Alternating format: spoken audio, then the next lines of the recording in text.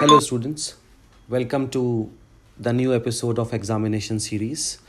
Before I begin, I just want to ask you one question. That have you ever walked out of an examination hall thinking that I knew this particular topic, I knew the questions that came, but my answer still didn't fetch that particular marks which I have expected. So if the answer is yes, then this audio podcast is for you. Today we'll be discussing some common mistakes that a student make while appearing the exams. Specifically, we are taking up MBA Savitribai Phule Pune University examination, and we'll be covering this particular podcast with some simple examples so that you can avoid all those mistakes. So we'll begin with mistake number one, which is not reading the question properly. So many students, when they see a familiar topic, they immediately start writing and rush into that question. Say, for example, the question says that analyze leadership roles in an organization. Okay. But the student writes only definition in the answer and about leadership style. So the big mistake is ignoring the word analyze that comes in the question. And what the examiner is expecting, it is expecting that the student should write something about comparison, should write something about impact or reasoning, okay, not just simple theory. Okay, so always read the question twice before actually writing it. Okay, so this is mistake one. Now mistake two is writing too much for short questions. You know that question number one which is of 2 marks each. So for 2-mark question, a student often write long paragraphs. Okay, say for example the question comes define motivation, but the answer becomes half a page or sometime more than that, with theories incorporated, with examples. Okay, so this does not increase marks. It only wastes your time and your energy. So short question needed short and direct answers only. Remember this particular point. Okay, so this is mistake number 2. Coming to mistake number 3 is very important, that is poor time management. Okay, so many students spend 45 minutes on question number 1 and question number 2. Sometimes they spend more than that also, and then rush to question number 3 to 5, which actually is of 10 marks each. Say for example, a student knows Maslow theory well, but writes only 5 points because time is over. So for 10 marks question, he has written only 5 points. So a well prepared answer loses marks due to poor time planning. Okay, so remember that you have to allot 30 minutes each for every 10-mark question. Do remember this point, 30 minutes each for every 10-mark question, that is starting from question number 3 to question number 5. Okay, then the next mistake is lack of structure in answer. This is something which is very common mistake that a student do. So some answer look like stories with no headings, okay, with no proper flow, okay, and with no example.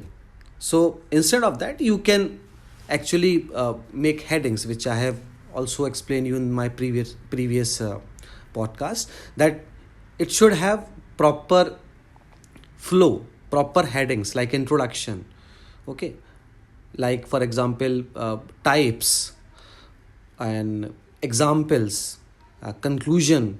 Okay, so the student write everything in one long paragraph. That is the problem that that particular answer have. So don't write everything in paragraphs. Instead break it down into proper headings. So examiner finds for a structured question easier to evaluate, and they score better accordingly. So avoid this mistake also. Then going ahead with the other mistake, which is not giving examples or application in your answer. So MBA exam test application, not just it's not about memory. Say for example, while explaining Heisenberg's two-factor theory, a student actually explains theory well, but gives no examples. A simple example, like for example related to salary, example related to recognition or work environment, can actually or significantly improve the marks. Okay, so always try to incorporate examples in your answer. Okay, then next mistake is many of the students avoid diagrams. They avoid making tables also. So they skip diagram thinking that it will actually waste their time. We will take an example. Instead of drawing Maslow's pyramid, okay, the student writes all the 5 needs in a paragraph. While a simple diagram would actually save time, and also at the same time it improves the presentation also.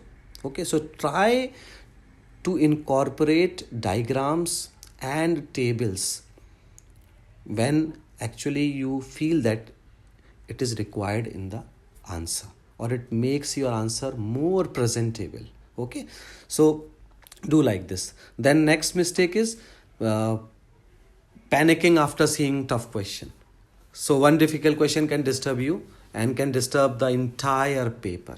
Say for example, a student sees a tough HR analytics question, first question, and panics and lose confidence for the rest of the paper. So the correct approach actually is simple, that skip it or attempt the easier question first. You don't have any other option, and stay calm. And then afterwards you can return to that particular question and then try to attempt it. Okay, in this way you can actually do or write your answer. Then the next mistake which student do is losing confidence in the examination hall. Okay, so self-doubt is the most silent mark killer.